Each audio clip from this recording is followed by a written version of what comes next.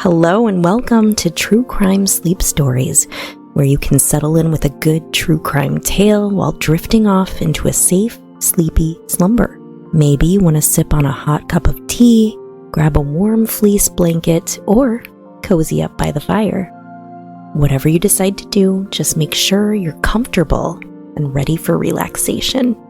I'm your host, Kelly Behrens-Brink, and before we get started tonight, I want to remind you that as a Patreon member, you'll get even more sinister, sleepy content because you get multiple versions of each and every true crime story.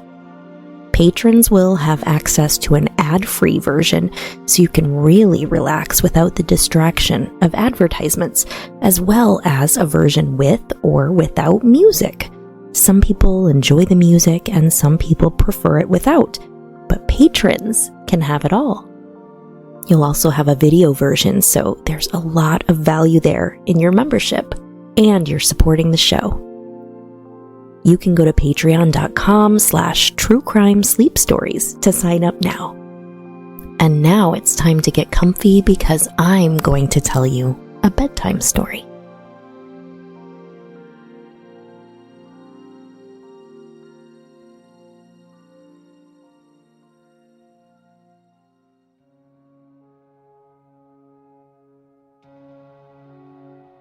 The Hinterkaifeck murders occurred on the evening of March 31st, 1922, when 6 inhabitants of a small Bavarian farmstead located approximately 70 kilometers or 43 miles north of Munich, Germany, were murdered by an unknown assailant.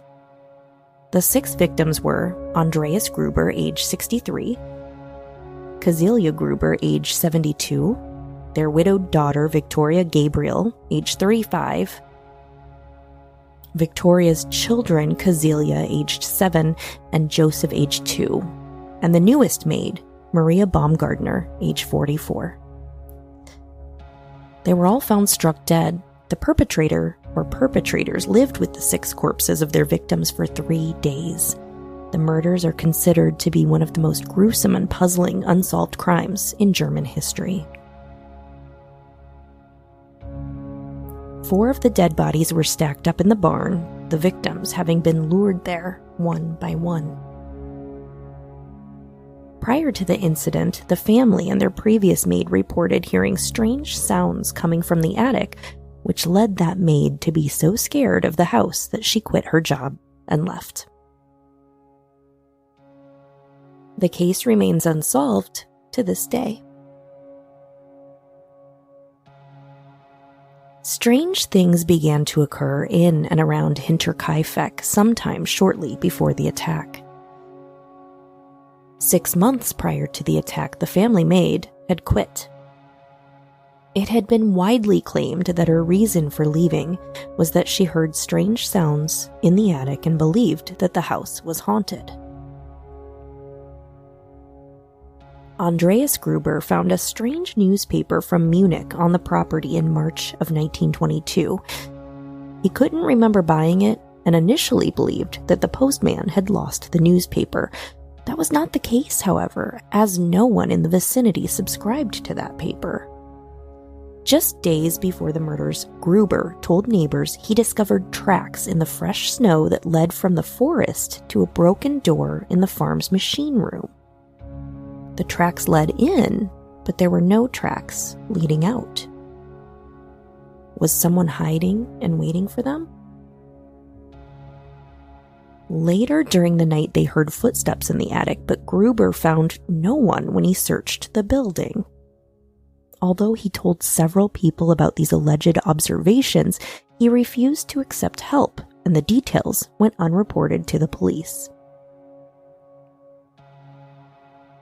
According to a school friend of the 7-year-old Cecilia Gabriel, the young girl reported that her mother, Victoria, had fled the farm the night before the act after a violent quarrel, and only hours later had been found in the forest. On the afternoon of March 31st, 1922, a Friday, the new maid, Maria Baumgartner, arrived at the farm. Maria's sister had escorted her there and left the farm after a short stay.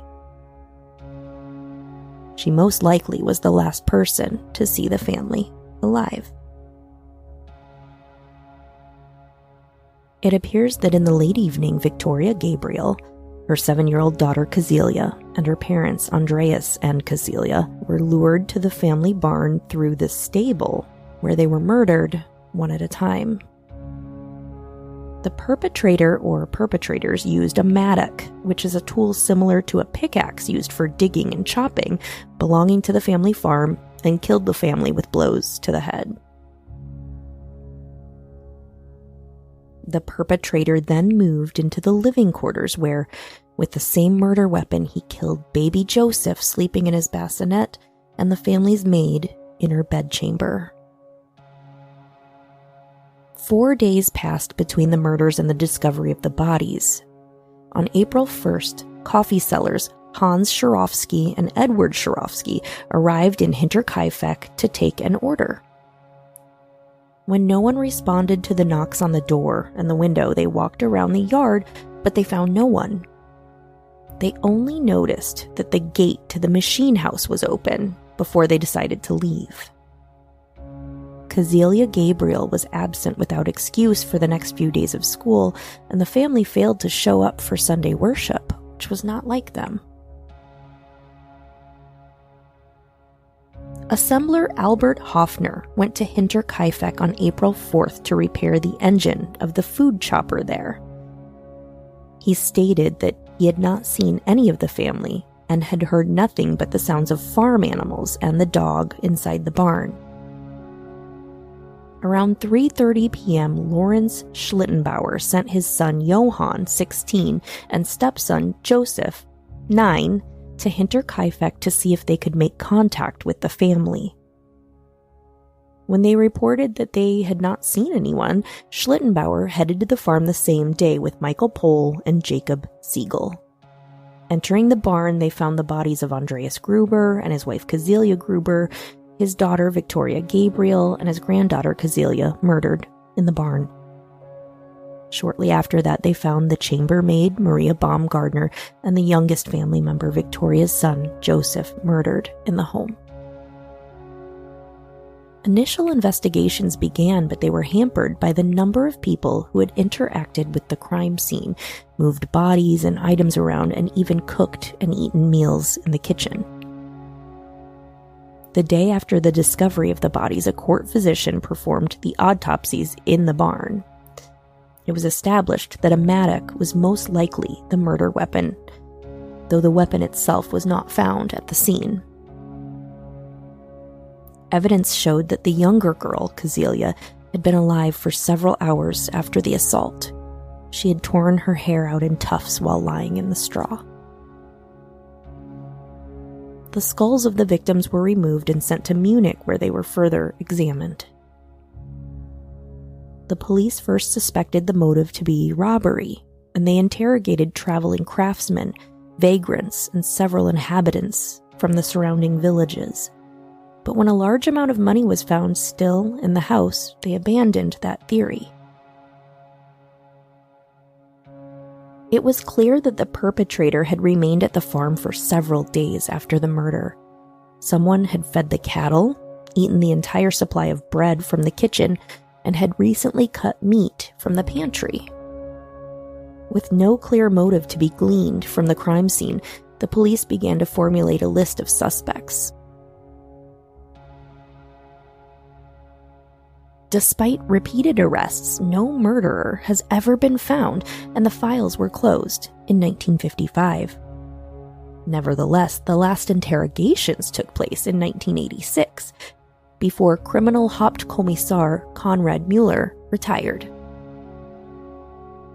In the inspection record of the court commission, it was noted that the victims were probably drawn to the barn by restlessness in the stable and noises from the animals. A later recreation attempt, however, revealed that at least human screams from the barn could not be heard in the living area of the main house.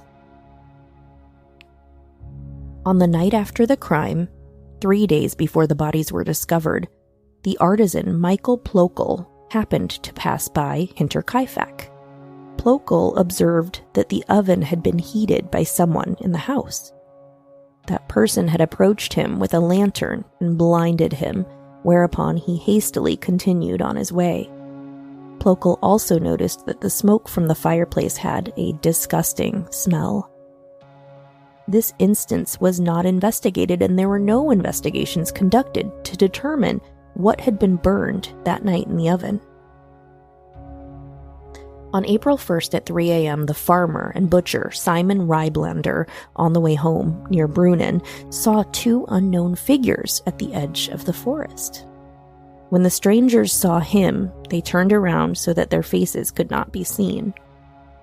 Later, when he heard of the murders in Hinterkaifeck, he thought it was possible that the strangers might have been involved. In the middle of May 1927, a stranger was said to have stopped a resident of Weidhofen at midnight. He asked him questions about the murder and then shouted that he was the murderer before he ran into the woods. The stranger was never identified. The suspect list over the years has been extensive. There have been at least a dozen suspects who were very seriously considered to have possibly been linked to these crimes. All of these suspects have interesting and mysterious motives. The first suspect was the presumably deceased husband of Victoria Gabriel, Karl Gabriel.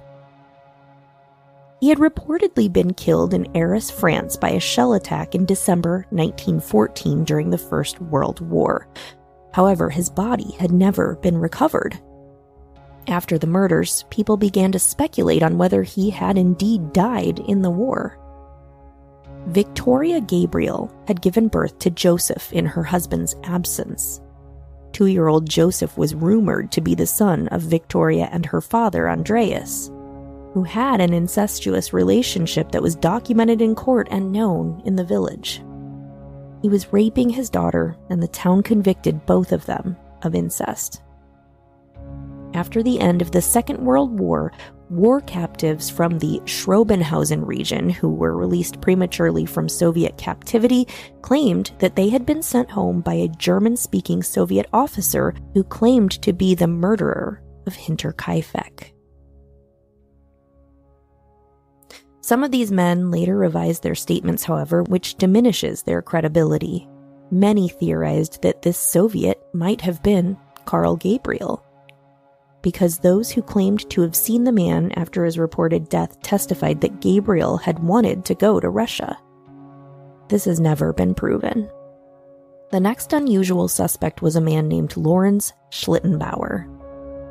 Shortly after the death of his first wife in 1918, Lorenz Schlittenbauer was believed to have had a romantic relationship with Victoria Gabriel.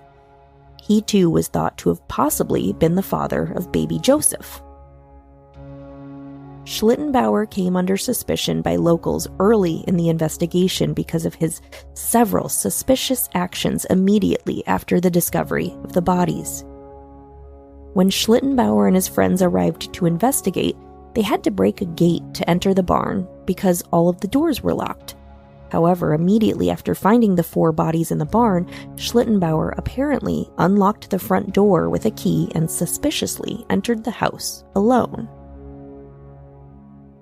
A key to the house had gone missing several days before the murders, though it's possible that Schlittenbauer, as a neighbor or Victoria's potential lover, might have been given a key.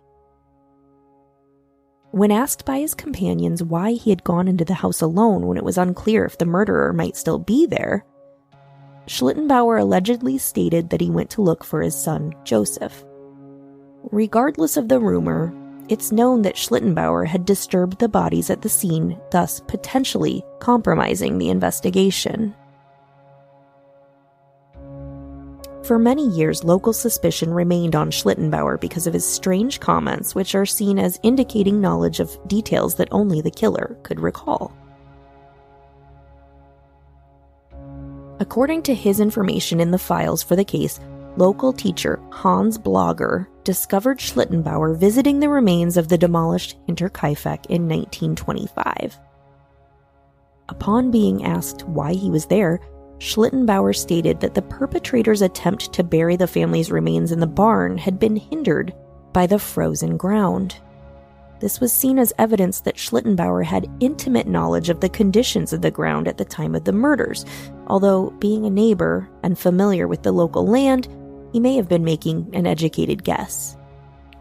Another speculation was that Schlittenbauer murdered the family after Victoria demanded financial support for young Joseph. Before his death in 1941, Schlittenbauer conducted and won several civil claims for slander against people who described him as the murderer of Hinterkaifeck. Author Bill James, in his book The Man from the Train, alleges that a man known as Paul Mueller may have been responsible for the murders. Mueller was the only suspect in the 1897 murder of a Massachusetts family, and James believes Mueller killed dozens of victims based on research in American newspaper archives. The Hinterkaifeck murders bear some similarities to Mueller's suspected crimes in the United States, including the slaughter of an entire family located in their isolated Villisca, Iowa home, using the blunt edge of an axe, also with the apparent absence of robbery as a motive. James suspects that Mueller, described as a German immigrant in contemporary media, might have departed the U.S. for his homeland after private investigators and journalists began to notice and publicize patterns in family murders across state lines following the brazen 1912 murder of two families in a single night in Colorado Springs, Colorado, and similar family murders weeks afterwards, a few hundred miles away in neighboring Kansas and then Iowa. In the last chapter of The Man from the Train, authors Bill James and his daughter Rachel McCarthy James briefly discuss the murders at Hinterkaifeck. The authors explain the possibility that the German crimes might have been committed by Paul Mueller, the serial killer that the authors believe killed several families in the U.S. under similar circumstances between 1898 and 1912.